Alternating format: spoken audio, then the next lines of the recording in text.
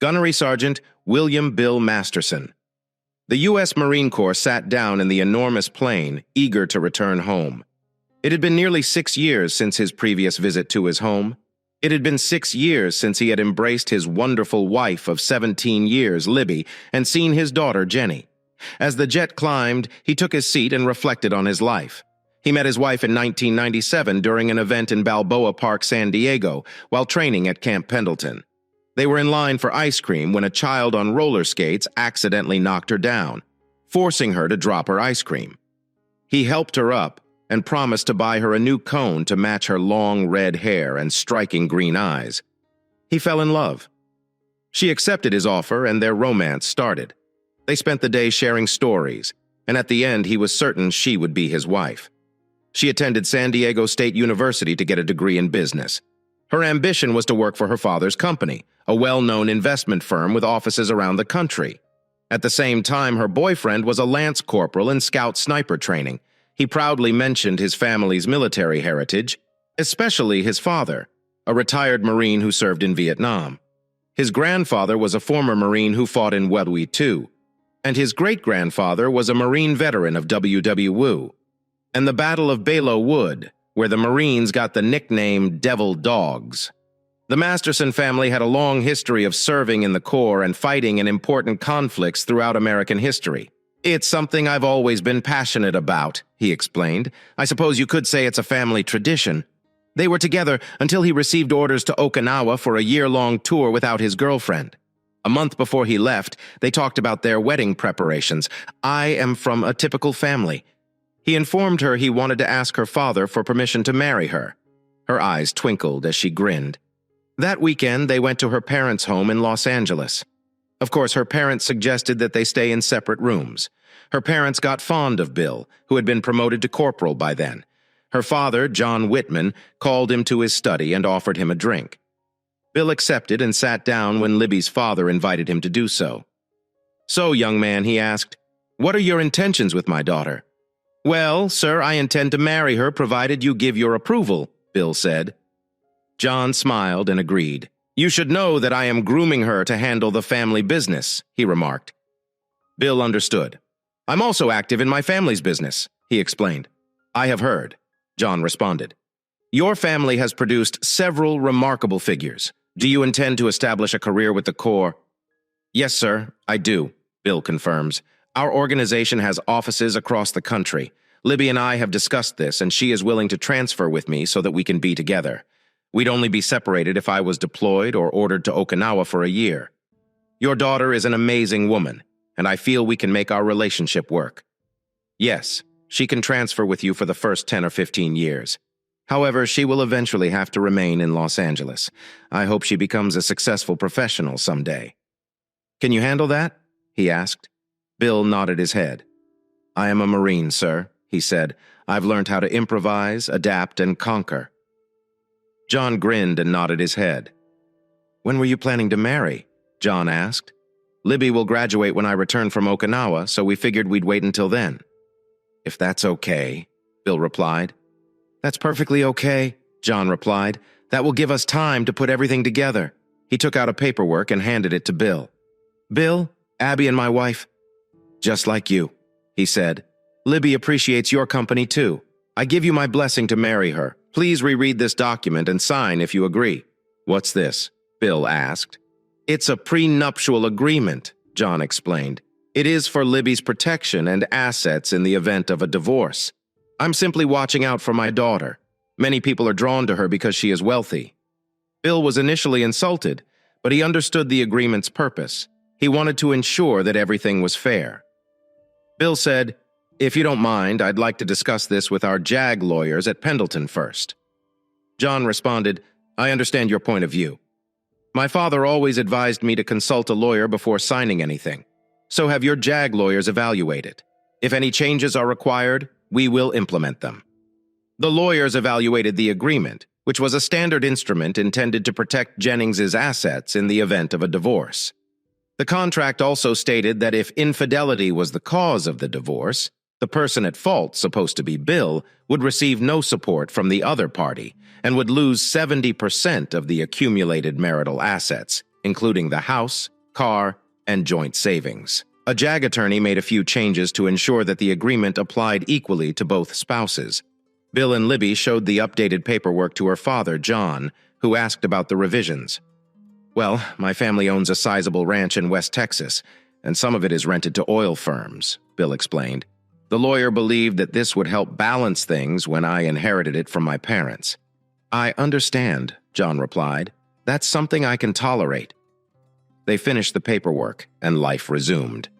That evening, during the family supper in front of Libby's parents, Bill proposed to her by presenting a diamond ring. She consented and hugged him enthusiastically, while her parents applauded. The night before he went for Okinawa, Bill and Libby snuggled in each other's arms after enjoying a beautiful moment. "What does Semper Fidelis mean?" she asked. "I seen that on the Marine Corps logo, but I'm not sure what it means. It's the Marine Corps' motto." Bill explained that it means always faithful. He went on to explain how important integrity and loyalty were to him, and how much it mattered to know that he could trust and rely on those around him even when they lacked these qualities. "You have nothing," he remarked. She rose up on one elbow and looked him in the eyes. "I will always be faithful and committed to you, Bill," she stated. "I adore you more than anything else." He grinned and gently kissed her. "I will always be faithful and loyal to you." "My princess," he murmured. Bill's first stint in Okinawa proved difficult. He yearned for Libby and spent his leisure time writing her letters and sending pictures. Instead of joining the Marines and associating with local girls, Libby sent him daily letters and cards. The year eventually came to an end, and Bill returned home. Libby's parents planned a lavish wedding to defray the cost of Bill's parents' journey from West Texas. Bill, a newly promoted sergeant, wore his dress blues, and some Marines he knew from Pendleton worked as ushers. Following the ceremony, they passed under the Marine Corps Arch of Swords before departing for their honeymoon in Hawaii, a present from Libby's parents. The couple's life was going well. Bill re-enlisted in 2000 and was later stationed at Marine Barracks 9th and the 2nd Street in Washington, D.C. Jenny, their daughter, was born in 2001, nearly a year after their marriage. She inherited her mother's hair and eyes while resembling her father in many facial traits. Libby worked in her father's D.C. office to keep the family together. Terrorists attacked the World Trade Center and the Pentagon in September 2001, causing global repercussions. A fourth jet crashed in Pennsylvania after passengers fought against the intruders. Soon later, Bill was called upon to apply his sniper talents for a reason other than paper targets.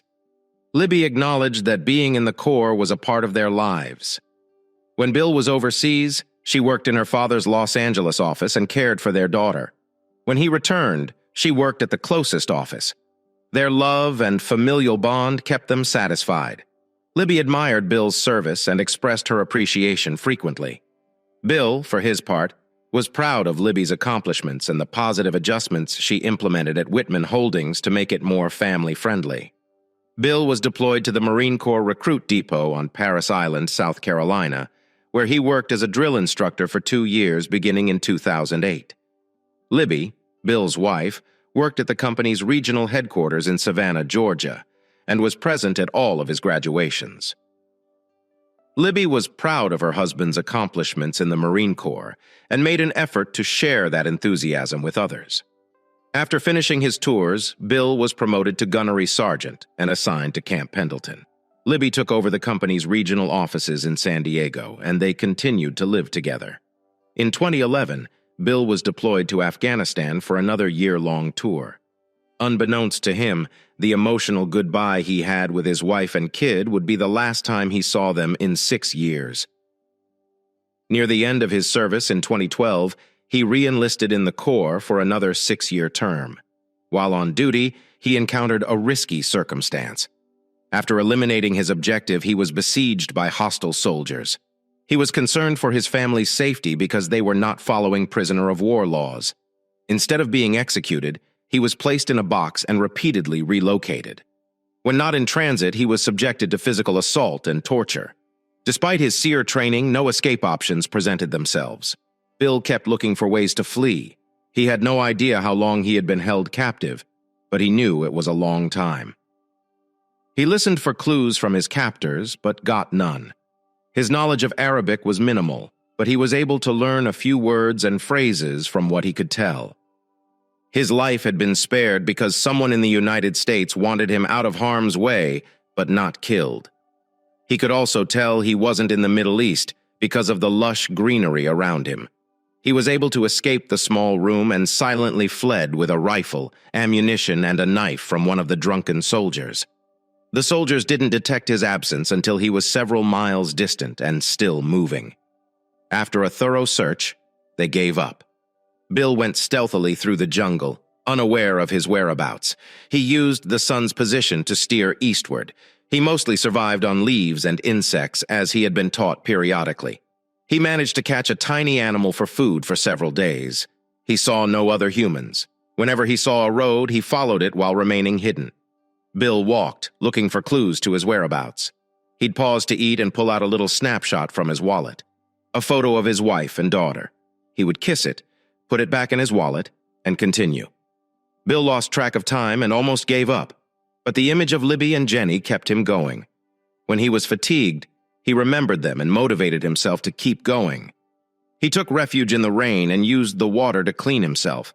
The terrain changed sometimes, but Bill continued to move east, avoiding people the entire time.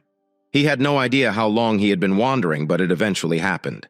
He stumbled upon a metropolis, a quite huge and contemporary city. He looked for hints but couldn't locate any near where he was, so he waited till nightfall.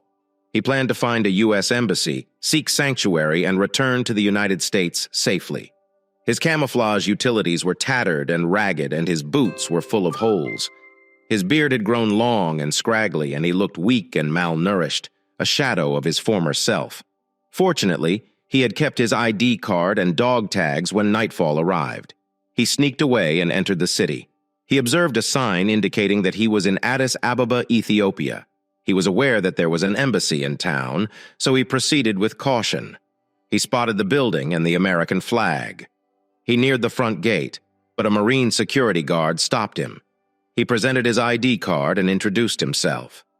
The guard took his card, inspected it, and summoned someone inside. Bill soon found himself in a wheelchair surrounded by Marines dressed in dress blue trousers. Who took him inside? A consular officer gathered his information and fingerprints, verified his identity, and quickly transported him to the hospital owing to his condition. His uniform had been hacked off. He was cleansed, dressed in a gown, and positioned in a hospital bed. Medical personnel quickly began providing water and medication via an IV in his arm. Others drew blood, and a doctor examined him closely. "Well, Mr. Masterson," the doctor replied, "you arrived just in time. Another day or two and you might not have made it. You simply rest and relax. We will get you ready to move as quickly as feasible." The doctor has left the room. Bill felt better and eventually fell asleep. When he awoke, a clean-shaven man in a suit was in the room going over some papers in a folder. When he observed Bill moving, the man focused his attention on him. "How do you feel, Gunny?" a man inquired. Bill nodded his head. "That's better, thanks," Bill replied faintly. "Where am I now? You are in a hospital in Addis Ababa, Ethiopia. Gunny?" The man spoke. "Which day is it?" Bill shakes his head. "No idea. It's October 15th, 2016. The man spoke. "You've been missing for more than 4 years?" "4 years?" Bill asked. "No way." "Yes," the man said. "Do you remember where you were and who was holding you?" "Who are you?" Bill asked. The man smiled and displayed his badge. "John Smith, the intelligence liaison," he explained. "Can you tell me where you were and who you knew?" Bill said. "Somewhere west of here. I'm not sure who was holding me. I was passed off to various organizations along the way. I heard various names. I believe one of the groups was Boko Haram, but I'm not certain. Can you tell me about the locations where you passed through the vegetation? Terrain? Anything?" John asked. John wrote while Bill recounted as much of his journey as he could remember. Several times John nodded as Bill explained something. "How did you survive?" John asked. "Thank you to SEER School for that," Bill said. John smiled. "I will," he said. "Do you remember anything else? Anything out of the ordinary?" "Yes," Bill said. "I recall hearing some of my captors talk about a benefactor. It was almost as if someone wanted me out of the way but not killed." "I never understood that," John stated. "We'll have to throw that into the mix and see what we come up with." Listen, Gunny, I have to leave now, but I just wanted to let you know that your family has been alerted that you are alive, and arrangements are being made for you. Once the physicians here believe you can travel safely, we'll transport you to Bethesda for some rehabilitation. The good news is that you will be entitled to 4 to 5 years of back pay, as well as a significant amount of leave. Bill smiled at that. You rest and relax now, Gunny. You are in good hands. Bill spent several months in the hospital before doctors declared him fit to travel. He had contracted several ailments throughout his journey and was very emaciated. Ebola was a concern, but tests turned out to be negative. John made no contact, but intelligence officers debriefed him and Marine security guards paid him a visit, delivering civilian clothing and a new uniform. Bill was now clean, manicured, and unrecognizable from his first appearance. He slept most of the way to Bethesda. When he arrived, he was surprised to find cards, messages, and flowers in his new room. He received greetings from his parents, Libby's parents, and Jenny, but his wife merely sent a generic get-well card. At least she sent something, he thought. The following days were a blur as he saw several doctors. Every portion of his body was examined, probed, and prodded. Blood was drawn, and various body fluids were sampled. He even underwent a mental evaluation. The medical personnel recommended a particular diet and a rigorous physical treatment regimen.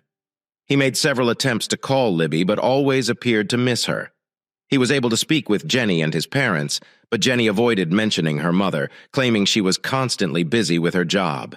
He found that her father had retired 3 years ago, and Libby had taken over as CEO. Her new role required her to spend time with the board's chairman, Brad Jefferson. After 2.5 months, he was cleared for discharge. It had been 5 years since his capture, and 6 years since he had last seen his wife and children. He learned that he had 150 days of accrued leave and nearly $200,000 in accumulated back pay. Jenny received a call from Bill, informing her that he was on his way home and would see her at the airport soon. In the present, Bill looked out the plane window, wondering what awaited him.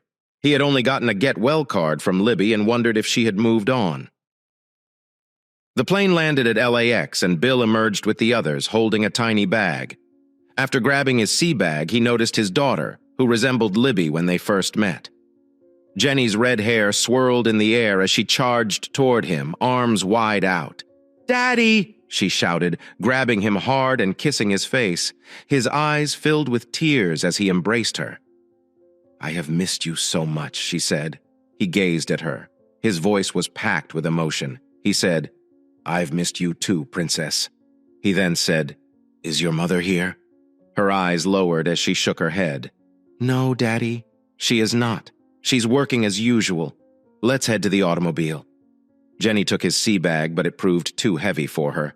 A man in a black chauffeur's suit approached and grabbed it from her. They moved his items into the trunk and Bill sat in the back seat with Jenny. "So what's happening?" he inquired. Jenny grabbed a little laptop and inserted a USB stick. "Mom's circumstance has altered," she explained. "You are aware that she is the CEO, correct?" Bill agreed.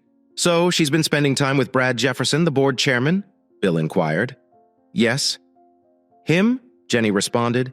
"About 3 years ago, they began meeting for lunch and eventually dinner. Now it's a serious relationship. Has he been with your mother for 3 years?" Bill asked. Jenny agreed with a nod. "Yeah, I'm sorry, Dad. I tried to tell her it was wrong, but she wouldn't listen. Dad, she looks so different now. She used to be kind and entertaining, but now she is unkind." Jenny claimed she orders people about and treats them horribly. She was never like this before. "She started altering after we found out you were away and your status was changed to unavailable. She went overboard. I can't even recognize her anymore. I assured her you'd be back, but it seemed like she didn't care. Then she began spending a lot of time with that Brad man. She began bringing him home and I could hear them having a fantastic time in her room. I did not like that," she said. She began crying, and Bill held her. "I'm very sorry, Princess. I wish I could have been here." He said, "I understand, Dad." She claimed I did anything to get back at her. Bill said, "What?" "Well, some people at school suggested that I record certain moments for when you get home. So I bought some items online with Mom's permission and installed some cameras in her room so she couldn't locate them. I recorded some videos. I simply looked at them momentarily. They were too embarrassing for me." She turned on her laptop and went to the USB drive. She gave him a set of earphones and started the first video. Bill watched as Libby and Brad undressed in her room. They soon found themselves in a close, personal moment together. Bill was uneasy with what he witnessed. Brad appeared out of shape and was breathing heavily when embracing his wife. Bill merely watched for a minute or two before turning the video off. Jenny responded, "There's a lot more of that, Dad." "I apologize." "Not your fault, Princess," Bill responded. "You might want to listen to the videos from the last couple weeks, however," Jenny proposed. "Mom and Brad had been acting strangely since they learned you were alive and coming back. I've heard them argue a lot recently. Some of it makes little sense to me." She handed Bill the key. "What is this?" Bill asked. "It's the key to your truck, Dad," she explained. "When I learned you were returning home, I took your truck out of storage and got it repaired. It's inside the garage." Bill smiled. He had purchased a 2010 Ford F-150 for X4 prior to his last tour and was really pleased with it. "I assumed you'd need it." Mom renewed the registration and insurance on it, making it legal. "Thank you, but I will need more than a truck. I also need a place to stay. I cannot live in a house with an unfaithful wife." "May I stay with you?" Jenny asked. "I don't like what Mom has been doing, and she hasn't been home much recently. She no longer cooks or does anything as she once did. She no longer has to do everything herself. She most likely has someone who helps her with everything." Bill laughed. "Sure, you can stay with me if you wish," Bill replied. Jenny grinned and hugged him. "Thank you, Dad," she replied.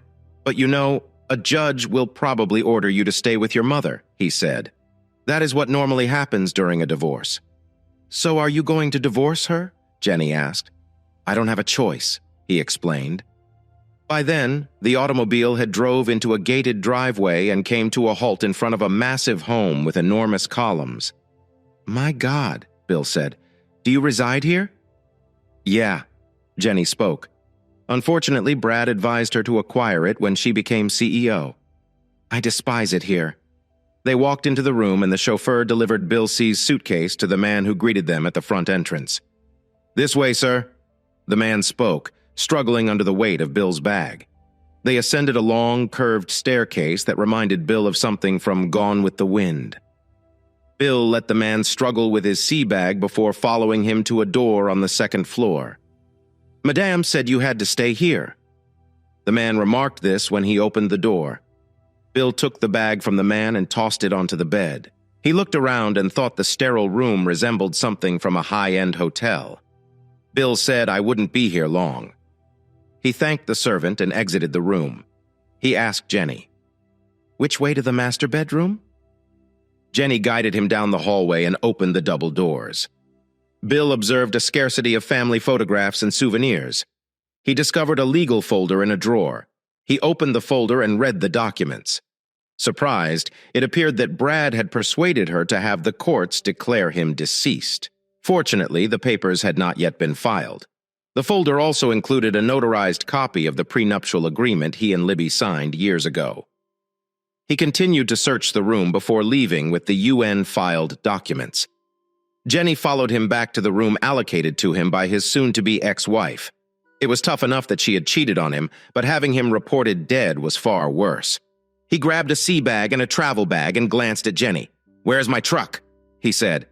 "I need to leave this place." "What is wrong, Dad?" she asked. "Did you know Mom intended to have me declared dead?" She shakes her head. "No, Dad, I did not," she said. "How could she?" "I need to leave," he said. "I'm sorry, Jenny, but I can't stay here. Not for a minute. I need to get a hotel room and think for a while. Will I see you again?" she asked. "Yes, I'll let you know where I am," he said. "But I have to talk to your mother about this, and it will not be easy." "I understand, Dad," she replied. "But before you leave, I have a few things to say." She left the room and returned a few minutes later with a laptop bag, an envelope, and a smartphone. She handed him the telephone. "I got you this so we could stay in touch," she explained. "It has all of the latest technology, and I have already activated it for you." "Thank you, Princess." He suggested this would come in handy. "You are welcome." She said she handed him the laptop. "You will also need this. I have programmed my phone number into it for you." He thanked her for the laptop. She handed him the envelope. "What is this?" Bill asked. "It is an invitation to a large workplace social event." "Mom will be out tonight," she announced. "I can't take being in the same room with her and Brad, so I thought it would be fascinating if you came to my apartment. I've heard that the media will also be there." He opened the envelope and took note of the time. 9 p.m.? He smiled at the possibilities. "Thank you again," he said. "Now where is my truck? I've got a lot to do." "Follow me," she said. Bill packed his bags and followed his daughter to the bottom of the stairs. The servant who was carrying his equipment stopped them. "Sir, lunch will be served in 15 minutes, he stated. "Will you stay with us?" "No, absolutely not," Bill responded. The man's eyes widened as he took a step back from Bill's forceful statements. "What should I tell Madame?" the servant inquired. "Inform the person we're working with that she can, you know." Bill spoke hesitantly. "Yes, sir, I will tell her. She can, quote, kiss your buttocks," added the servant, echoing Bill's statement. Bill nodded, pleased with the response. "Do you see that?" Bill spoke as he followed his daughter out the back door and into the garage. He observed his large blue pickup next to a stylish Mercedes. He considered using his key to repaint the paint job, but ultimately decided against it. He flung his gear into the rear seat of the dual cab and turned to face his daughter. "I apologize for everything, Dad," she added as he held her. "Please remain in contact. I will always be here for you." "It is not your fault," he told her.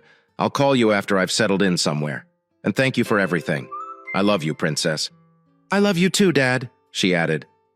Bill got inside the truck and started it up. He smiled as the beast roared into life. He took one last glimpse at his daughter before driving away. She smiled and waved as he exited the garage. He selected a motel that offered weekly rates and checked in. He brewed coffee using the complimentary maker and began looking for a divorce attorney in the phone book. He arranged an appointment for later in the day. He got the laptop and plugged it into a power source. He took a piece of paper containing Jenny's email address and put it aside. After completing the necessary steps for a fresh computer setup, he established an email account and informed his daughter of his whereabouts. He removed the USB drive Jenny had provided and scanned the lengthy list of videos. Despite the pain, he watched the films, bypassing the majority of the sexual content because it did not interest him. He was looking for something else, indications of why she was acting in this manner. In a recent video, Libby and Brad disagreed. Brad suggested having an intimate moment, but Libby refused, stating that she would not do so while her husband was alive and they were still married. Libby, visibly upset, retreated to the master bathroom and forcefully closed the door behind her. Brad pulled for his phone and made a call, unbeknownst to Bill, who could only hear portions of the conversation. Mahmoud. He asked, "I need you to do me a favor. You will be compensated when you complete the task. Don't give me that look. I am not the one who lost him. You had one task. Keep Masterson out of circulation for 5 years. You did not do it. Do this, and you will receive the remaining cash I owe you. No, she has no idea about this. You should keep away from her. Did you agree? I have to go. Simply complete it. All right. Goodbye." He ended the call just as Libby emerged from the restroom. Bill passed the video. He was stunned by what he had heard. Was Brad Jefferson accountable for his detention? Had Libby played a twisted game? Regardless, she faced his disgust for cheating and endured the consequences. But Brad needed to be held accountable for his conduct. Bill copied the videos to his laptop and got ready for his meeting with the lawyer. He changed from his uniform to jeans and a polo shirt provided by Bethesda, secured everything, and proceeded to the attorney's office. Sally Clemens, a no-nonsense lawyer with a grudge against men, welcomed him. Bill initially wondered if he was in the right place, but Sally's surprised expression convinced him to stay. "Are you leaving, Mr. Masterson?" she asked.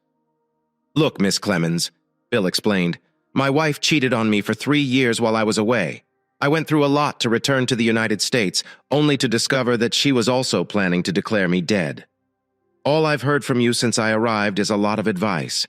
If you're not willing to help me because I'm a man, tell me now and I'll find someone else." Her face softened slightly.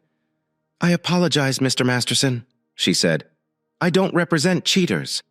And in my experience, many of the people who come to me do so because they think I'll help them in their marriages." "I assumed that's right, Miss Clemens.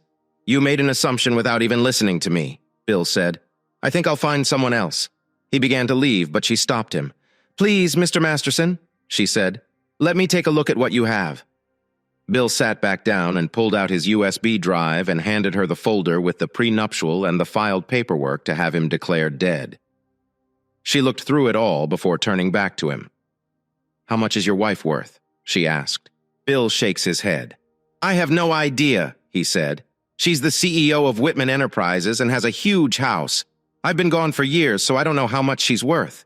Maybe millions." "Are you sure this isn't a ploy to get her money?" Sally asked. She quickly realized that was a mistake.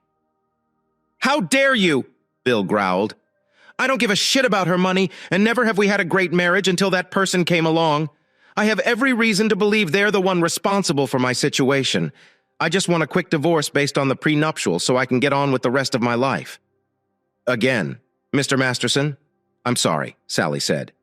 "You say you have a daughter. Do you want custody of her?" "Yes, and she wants to stay with me," Bill said. "Sally said she's 16, so the judge might consider that. But realistically, getting custody is unlikely. Courts usually give custody to the mom. Your military service could be a problem, too. Maybe we should aim for joint custody, with your wife having physical custody and you having lots of visitation time." Bill agreed. "Yeah, okay." Sally nodded. "When can we start the process? I can complete the paperwork and serve her at work in 2 or 3 days," she said. "We'll base the filing on the prenuptial. You know, California is a no-fault state, so you can't file for adultery. Do you want any support from your wife?" Bill shakes his head. "Okay," Sally said, "but I will request that she cover attorney's fees and court costs. That is okay." Bill said he paid a large retainer and left. He noticed a bar and grill on his way back to the motel and stopped in checking his watch. He realized he had several hours before the evening event and was a bit hungry. He entered the establishment and requested a burger and a soft drink. Once he finished eating, he sipped his drink and pondered who to contact about Jefferson. He was certain that Jefferson was responsible for his confinement. Scanning the bar, he noticed 2 men appearing to observe him. Both had darker skin tones, and one had a mass of unruly curls and what seemed like a single thick brow covering both eyes. A voice spoke next to him as he picked up his drink. "Hello, Gunny," said an older man with mostly gray hair parted slightly to the left of the center of his head. "How do you know I'm a gunnery sergeant?" Bill inquired. The man tilted his head and smiled. "You just look like a gunny to me," he replied. Bill smiled in response. "Maybe we should eliminate uniforms," he suggested. The man laughed. Bill offered his hand. "Bill Masterson, gunnery sergeant, U.S. Marines." The man shook his hand. "I'm aware," he said. "Your TV appearance impressed me. Trekking through equatorial Africa without a map, evading terrorists, and surviving on the land for 5 years. Your SEER instructor must have been exceptional." They were. Bill agreed. "What brought you here? I will not do an interview if that is what you are looking for." The man grinned and presented his credentials. Bill noticed the handgun hiding inside his jacket. "Lee Gibson, NCIS. May we talk privately?" Bill nodded in accord. "Yeah, I've got a motel room just up the street," he explained. Lee got off his bar stool. "Lead the way, Gunny," he said. "My pickup is out back," Bill instructed. "Follow me and keep an eye on those 2. They've been eyeing me since I arrived." Lee explained that they have been following you for quite some time. "Follow my lead if they appear behind us." "Okay, you are the boss," Bill said. Lee chuckled as they left the bar. The 2 men got up and followed them outside. Lee noticed and turned to Bill. "Think you can handle Curly?" he asked. Bill nodded his head. "Yeah, no issue," he said as they reached Lee's SUV, which was parked beside Bill's truck. He saw a man's reflection in the back window. The man had curly hair and appeared to be carrying a bag in his belt as he prepared to lunge. Bill moved to the side duct and landed a surprise punch on the man's stomach. The man doubled down, and Bill delivered a knee to his face, fracturing his nose. The man dropped the knife and fell onto the paved parking lot. Bill kicked him many times in the groin before kicking the knife away. The man lay on the ground, groaning in anguish. He noticed Gibson was conversing on his phone while the other man in handcuffs was restrained. Moments afterward, another black SUV came and 2 men got out. One handcuffed Curly while the other murmured to Gibson. They put both males in the back of their SUV and drove away. Gibson turned to face Bill. "Not bad for an old gunnery sergeant," he commented. Bill smiled. "I will show you." Old Lee got into his SUV and followed Bill into the motel. Bill prepared more coffee and gave Lee a cup. Lee winced as he sipped. "What's this stuff?" he asked. "They claim it is coffee," Bill responded. "Sorry, but I haven't had a chance to go grocery shopping yet." "So what draws you to NCIS? Do you know anyone called Brad Jefferson?" Lee inquired. "I know who he is," Bill explained, "but I don't know him personally. I am aware that he is the chairman of the board of Whitman Enterprises. I assume he is responsible for my enslavement in Africa." "But that is it." "You might be right about it," Lee stated. "We've traced multiple calls from him to known terrorists overseas and ISIS sympathizers in Los Angeles. We've also spotted a number of transactions involving him and several suspicious Middle Eastern companies." "Shit," Bill said. "I have several videos that you might be interested in," Lee asked. "What is it?" Bill explained. "This is a portion of a chat he had with someone named Mahmoud. I didn't hear the rest." He turned on his laptop and played a video of Brad and Mahmoud chatting. Lee's eyes widened as he listened. "Do you have any more videos?" Lee inquired. "Yes, but I only recently received them and have not had chance to review them all," Bill responded.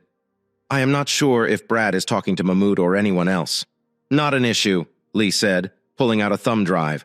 "Transfer them here, and my technical staff will look them carefully," Bill added. "The video was taken in my wife's bedroom." Lee inquired. "So, are you planning to divorce her?" Bill said. "I just met with the lawyer. She's currently preparing the documentation," Lee said. "I apologize, Bill." Bill shakes his head. "It's not your fault," he explained. "Based on our conversation, I believe Libby was unaware of it. However, her acts remain unacceptable." Lee nodded. "I'll still need to speak to her," Bill agreed. "Maybe you should make her understand how important her acts are. I don't think she really comprehends it."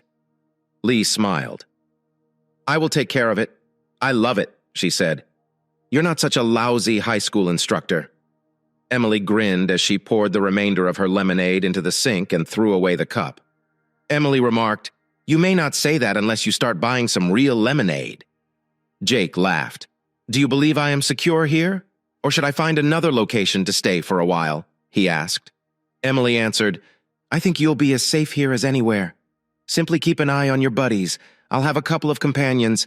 Keep an eye on yourself, too, just to be safe." She took out her phone and handed it to Jake. "Call me if you need to." "Anytime. Thanks." Jake stated that he scrawled his phone number on a small slip of paper and handed it to Emily, who slid it into her pocket. "I will be in touch." Emily spoke as she departed. Bill sat with his coffee and browsed the films. Jenny shared with him. His heart ached while he watched. How could she have done this to him? He wondered in the background. He overheard Libby and Brad discussing declaring him dead and the ramifications it would have for Jenny. He couldn't help but notice Brad's satisfied expression as they talked. However, Libby seems unconcerned with the issue. As the evening arrived, Bill began to prepare for the social gathering he would be attending. He showered, shaved, and decided to wear his Class A uniform. After correcting his urine and cutting her cap at a tiny angle, he took the invitation Jenny had given him and departed his house. He parked in the hotel lot for the occasion. He strode purposefully to the entrance, removed his cover, and presented his invitation to the doorman. Bill entered and spotted Libby and Brad. Her hair was darker and shorter, and she had new lines around her eyes and mouth. Libby hailed Bill as he approached. "So it's William now?" he asked sarcastically. She went to Brad for assistance. Bill approached him and noticed that he was at least 3 inches taller than Libby's lover. He approached a recruit about to be dressed down and stood toe-to-toe with him, pushing him to look up. Bill extended his hand, and Brad accepted it. Bill squeezed forcefully, causing Brad to wince with agony. "So you are Brad Jefferson?" Bill said. "You are the individual who has been spending time with my wife over the previous 3 years." He continued loudly, forcing others nearby to gasp out. "If I could take a moment to speak with my wife, that would be fantastic," Bill requested. Libby spoke up. "Bill, please return to the house and we'll chat later," she replied with order, attempting to dismiss him as if he were one of her staff. Bill's eyes were filled with rage, and Libby had never seen this side of him before. "Fine. Whatever," he responded. His voice sounded resentful. Others nearby hastily separated themselves. I am not your servant, and you cannot simply order me around, he added. She stepped back, taken aback by his tone. Bill guided her aside, resting his hand on her elbow. Bill, are you causing a scene? She whispered. Please, not here. Why not? Bill asked. Are you currently upset with your own husband? He looked at her left hand and discovered she wasn't wearing her wedding or engagement rings. You must be. You can't even get yourself to wear the rings I gave you. Is that why you decided to get involved with that guy and have me proclaimed dead? Yes, I am fully aware of this. Sorry, but the stories of my death were highly overblown. Libby's face flushed as she gazed down at the floor. Do you recall what I told you about Semper Fidelis and the definition of loyalty? He asked. She nodded. So, guess what? When you chose to be with him, you became a traitor to me. You became my adversary. Her eyes widened with shock. And do you know what I do with my enemies? Bill, please think twice before doing anything. Brad is a highly powerful man who can bring you difficulties, she explained. Bill laughed in her face. He answered, You have no idea what you are talking about. Who do you think held me captive all those years ago? Her eyes widened. He wasn't positive Brad was responsible for his confinement, but he was curious to witness her reaction. You seem to forget that I am a United States Marine. I do not shy away from challenges. You are no longer a part of my life, and I'll be taking legal action shortly. He pulled out the picture he had brought across Africa and gave it to her. This aided my voyage throughout Africa, he explained. When I was cold, fatigued, hungry, and unwell, the thought of a loving wife and daughter waiting for me at home gave me the fortitude to keep going. I still have a daughter, so maybe 1 out of 2 isn't bad. He took off his wedding band and gave it to her. What do you want me to do with it? She asked. There are tears in her eyes. I don't really care anymore, he said. Do whatever you want with it. When you receive the papers, sign them to conclude this. She wailed as he turned to leave. He could hear her crying out to him. But he persisted, a single tear streaming down his cheek, enraged. He went to a local tavern to escape his problems. He ordered a glass of wine, finished it, and then ordered another. After a few more glasses, Lee and another man joined him at the bar, sitting on opposite sides. We observed you talking to your wife, Lee remarked. How do you feel? Not excellent, Bill responded. Lee nodded. I, too, have been through difficult times. My first marriage ended in disaster, and I have been divorced twice since. It's difficult, but things can get better. Yes, I could use some good news, Bill said, taking a sip from his drink. The 2 men who contacted you today have revealed everything, Lee stated. They disclosed that Brad directed them to target you and pay for your capture. They claimed that no one else in the U.S. was involved. We are following up on other leads and aim to question Brad and your wife tomorrow. Are the 2 still in custody? Bill inquired. Absolutely, Lee responded. We'll have a couple agents keep an eye on you as a precaution.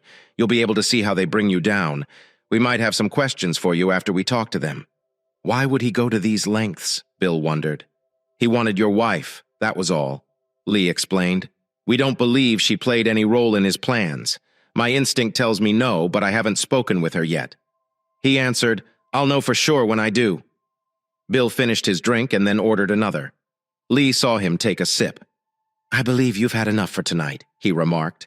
Fine, Bill responded. I finished the drink swiftly. He smashed his shot glass on the bar, signaling for another. The bartender paused when Lee lifted his hand.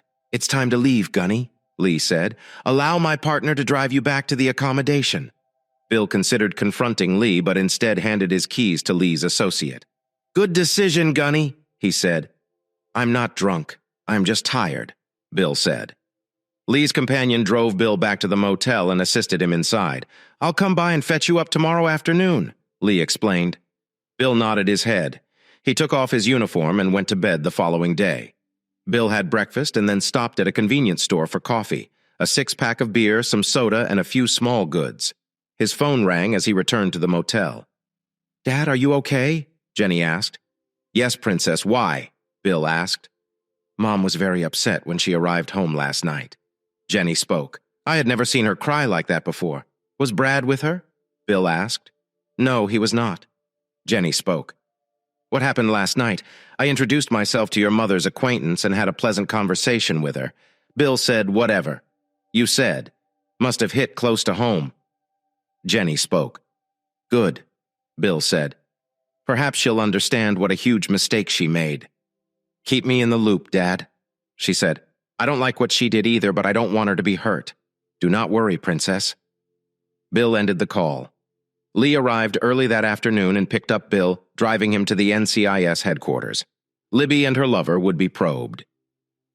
Bill observed from an observation room as Libby was let in, seated and given a bottle of water. She didn't seem happy to be waiting, but there was nothing she could do. Lee finally entered the room and sat across from her. Why am I here? Libby asked defiantly. Lee opened a folder and arranged 3 photographs in front of her. 2 of them were images of the individuals who attacked Lee and Bill, while the third was a photograph of Bill when he arrived at the embassy in Addis Ababa. Libby recoiled as she saw the photograph. What is the matter? Lee stated. Don't you recognize your husband? Is that a picture of Bill? She inquired, surprised. Lee nodded his head. Yeah, that's how he looked when he arrived at the embassy in Addis Ababa after a long journey. Based on his descriptions, we estimate he traveled around 2,500 miles. We believe he was somewhere in Ghana when he fled his kidnappers. Lee stated that if he had another day or 2, he would most likely not have made it.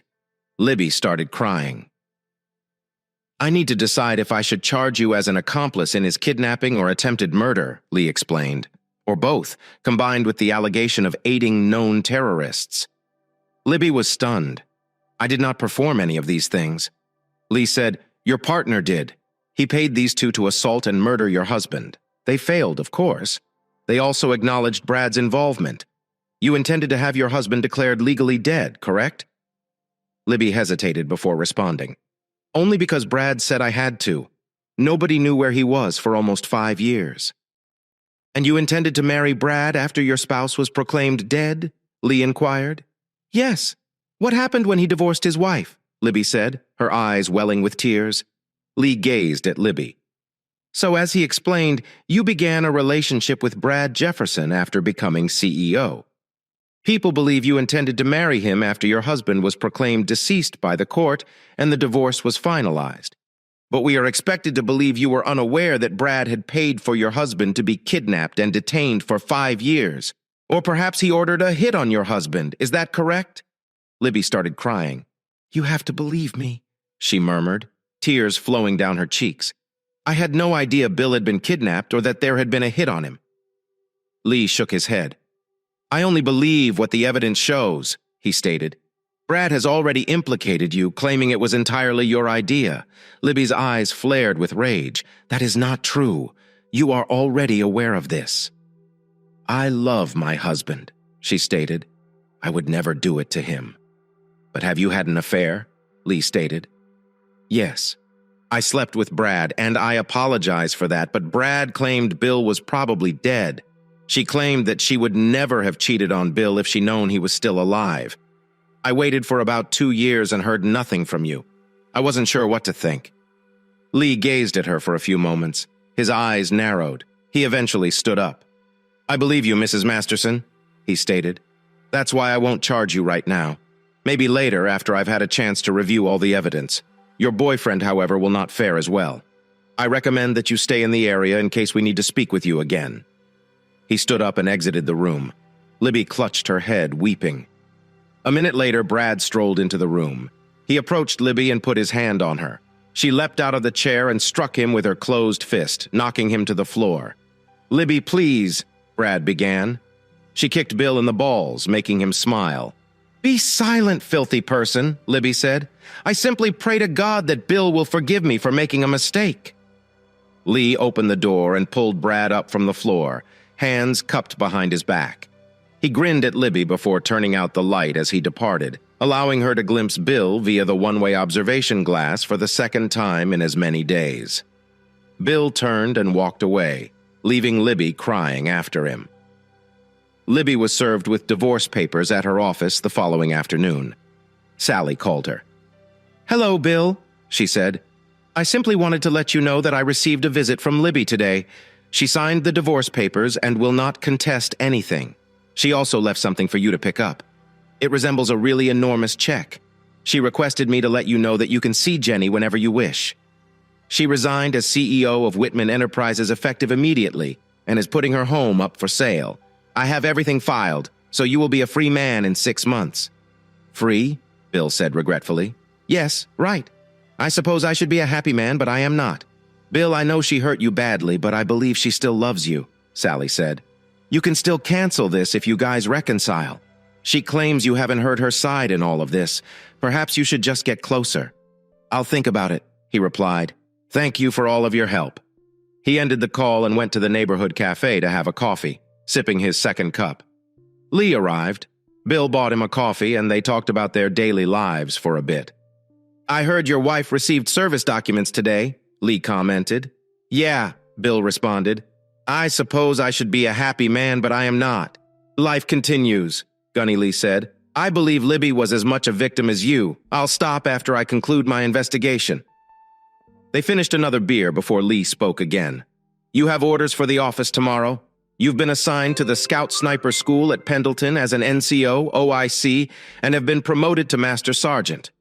Bill glanced at the chevrons and nodded. "I will be there tomorrow early." He walked to Sally's office and picked up the envelope Libby had left earlier. Inside was a cashier's check with many zeros and a business card. "Libby suggested that you contact a good financial advisor to assist you with this, and I tend to concur." Bill nodded. "Don't worry, Libby will be okay financially anyway. She still has 30% and a trust money. In addition, she receives a little dividend from the company, which is still owned by her father." "Thank you," Bill said. "Why the lengthy face, Bill?" she asked. "You should be celebrating. You won." "But at what cost?" he asked. "Libby was my life. It was her who helped me get through my ordeal in Africa. All I did was for her. Now it's all gone." "Well, not quite," Sally responded. "You still have a half year. If you actually care about her, things can be turned around." "Easier said than done," Bill countered. Sally simply shook her head in answer. "Maybe you should contact her," she suggested. "At the very least, think about it. I'll ponder it." He agreed. After returning to the motel, he contacted Jenny. "Hi, Dad," she said. "How do you feel?" He said, "Not too great." "Want to grab a burger somewhere?" "Absolutely," she replied. "When would you prefer to meet?" "How about right now?" he inquired. "I will be waiting for you," she said. Bill got into his pickup and picked Jenny up. Fortunately, Libby was not home. They drove to the nearest In-N-Out for a burger and a Coke after dinner. They visited a nearby park. "I will be departing for Camp Pendleton soon," Bill said. "I'll get my orders tomorrow and then probably head down. I don't see any need to stay here anymore." "What will you do there?" Jenny asked. "I will be the Scout Sniper School's new NCIC," he responded. "For how long?" she inquired. "I don't know," he replied. "Probably approximately 3 years." "Will you be traveling overseas again?" Jenny asked. Bill shrugged his shoulders. "I do not know." "Not anytime soon," he remarked. "You are welcome to visit me at any moment." She smiled. "I'd rather have you with us full time," she explained. He nodded. "Me too, Princess," he said. "I agree. When will you leave?" she asked. "In a few days," he said. "After I get new chevrons for my uniforms, I'm being promoted to Master Sergeant." "Congratulations," she said. "Thanks," he replied, smiling. "Look, Camp Pendleton isn't so far away. We can meet together whenever you like." "I'd like that, Dad," she replied. "You know Mom still loves you, so I have heard," he said. "Do you still love her?" she asked. "Yeah, I probably always will," he admitted. "I abhor what she did, and I'm not sure I can trust her again. I recall you once telling me that people deserve a second opportunity after making a mistake," she remarked. "Don't you believe Mom deserves it as well?" "Your mother went completely beyond," he said. "It will take a lot for me to go past what she did." "I understand." Jenny spoke. "I just hate that you two are separated." "I agree, Jenny." He expressed this after a longer stay with his daughter. He drove her home, happy to discover that Libby was still gone. He returned to his accommodation and called it a day. The following day, he went to visit Lee, who had his orders and promotion certificate. "Congratulations, Top," Lee remarked, reading the certificate. "I will be in touch. The investigation is nearly finished, and I'll let you know what I find." "Thank you, Lee." Bill spoke for everything. He took his uniforms to the cleaners and had fresh chevrons stitched on. He talked with the financial planner. Libby made recommendations to him and asked him what he wanted to do with the money she had given him. The financial planner appeared astonished, but said he would do what Bill requested. A day later, he arrived at Pendleton and checked in, taking his new post as the NCOIC of the Scout Sniper School. He enjoyed his new work and instructing young Marines, but Libby's absence affected him deeply. It felt as if a significant portion of his life was missing. He would ordinarily share all of this with her, but she was no longer there to inspire him. For 2 months, Bill called Jenny almost every other day. He learned that Libby had received an offer on her house and was considering a San Diego condo. Brad faced federal allegations of collaboration with terrorists, conspiracy to commit murder, kidnapping, and supporting America's enemies, which could result in life imprisonment. Libby's father, the previous CEO of Whitman Enterprises, returned to work and offered her a future leadership position, which she declined.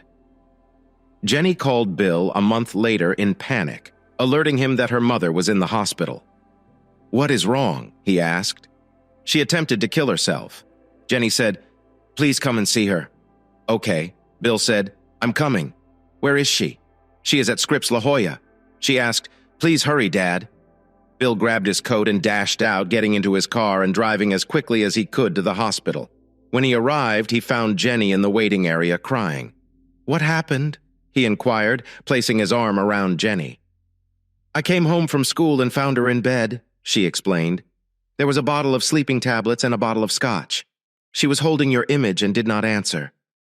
I called 911 and they came to bring her here. I should have seen it coming, Dad. I'm so sorry." "It's fine," Bill said. "It is not your fault. They will take good care of her." His daughter exhaled. "Dad, since you left, all she does is drink and weep. She does not cook, clean, or do laundry. She hardly eats anything. It's as if she's lost her will to live. Can't you forgive her, Father? She is miserable without you, and so am I." Bill cuddled his daughter for a few minutes before heading to the nurse's station to find out what he could. "And you are the nurse?" they asked. Bill said, "I am her spouse, yet we are estranged. What's her current status?" The nurse hesitated but presented Libby's information. "She's inside a room. Doctor, I'm on my way." Dr. Smith approached. "I am Dr. Smith. Are you Elizabeth Masterson's husband?"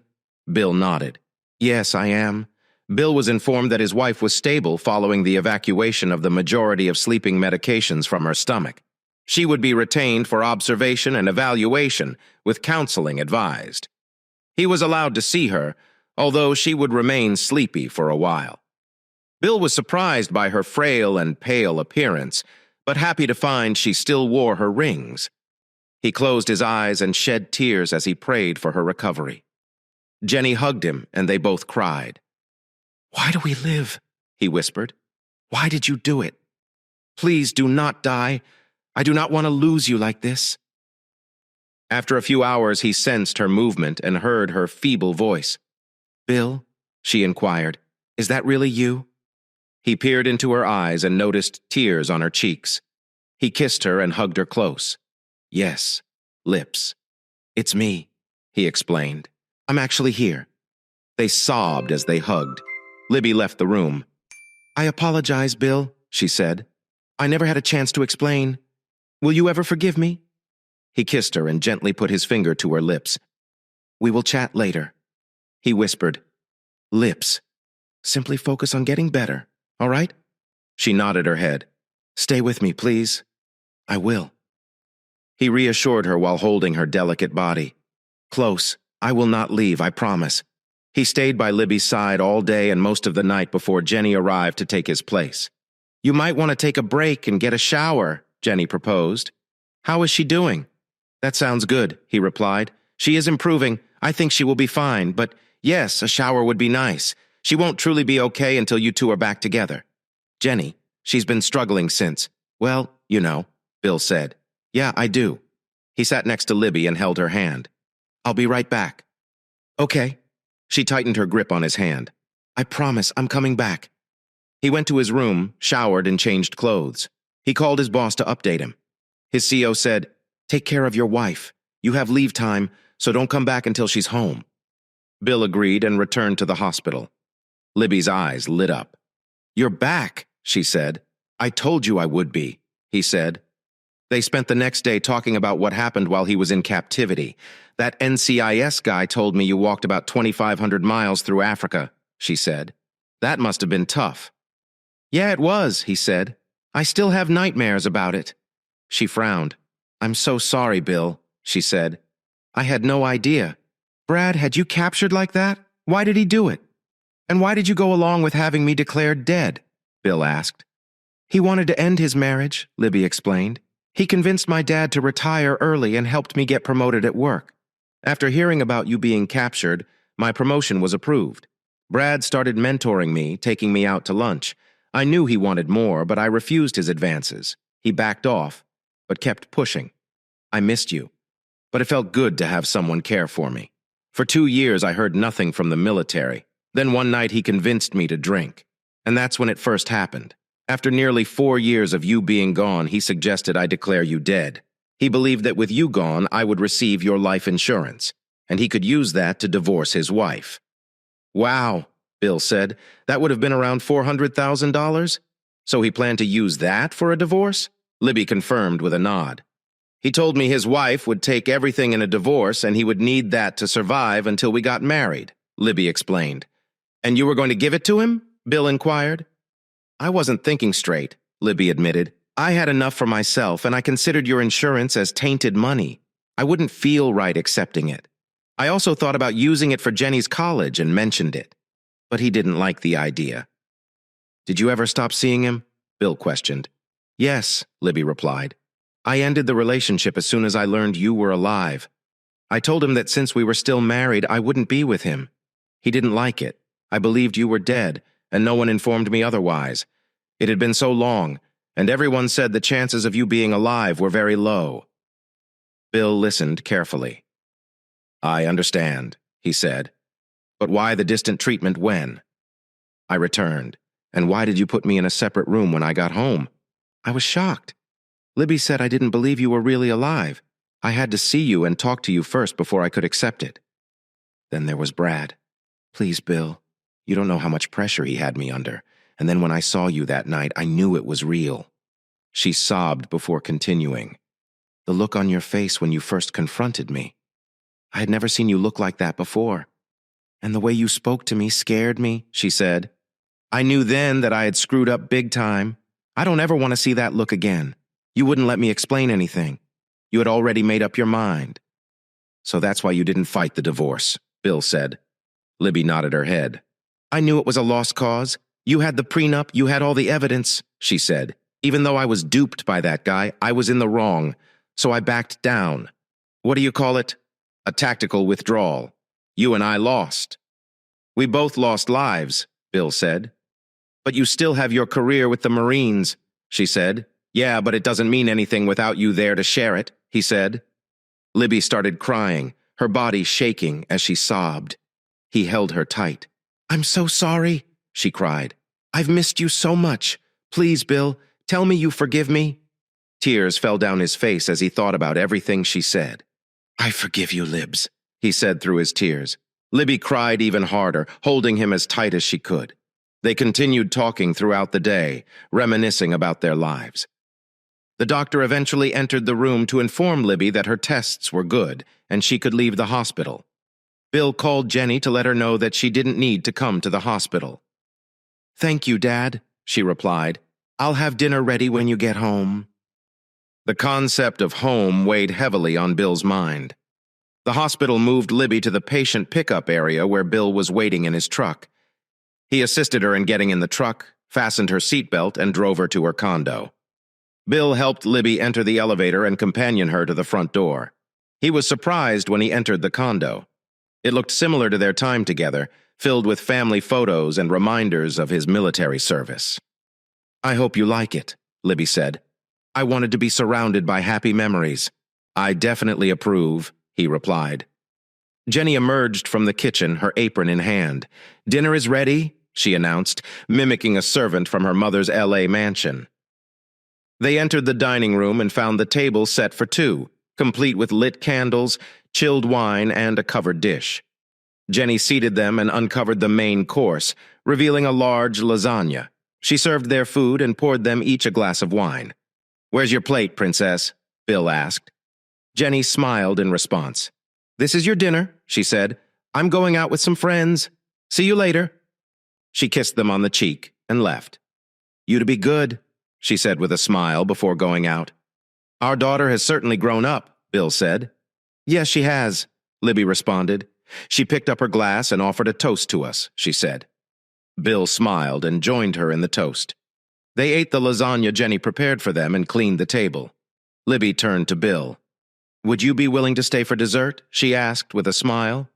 "Dessert sounds wonderful," he said. "What did you have in mind?" She took him by the hand and led him down the hall to the living room.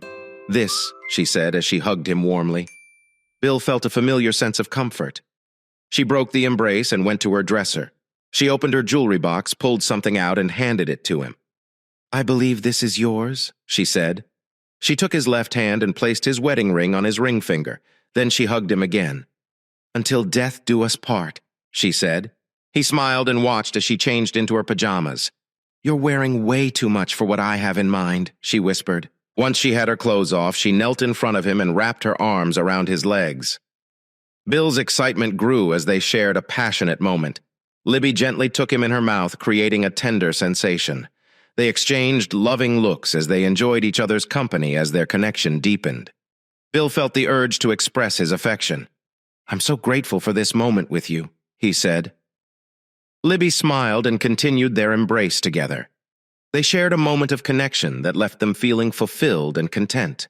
After their intimate moment, they shared tender kisses and caresses. Bill's renewed energy and passion left them both feeling connected and fulfilled.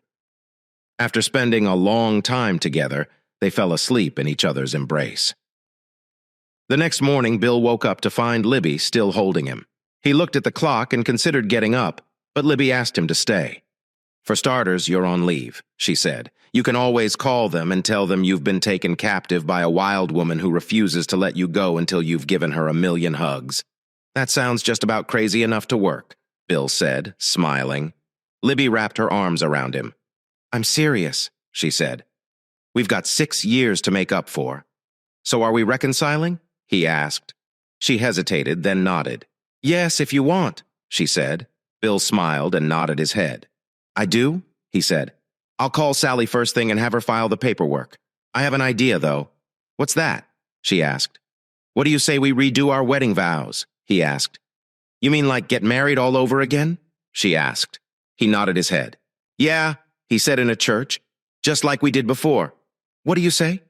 Will you marry me again?" She thought for a moment, then smiled. "Yes, Bill Masterson, I'll marry you again," she said. "Yes." They heard from the door. They turned, surprised to find Jenny jumping up and down, clapping her hands.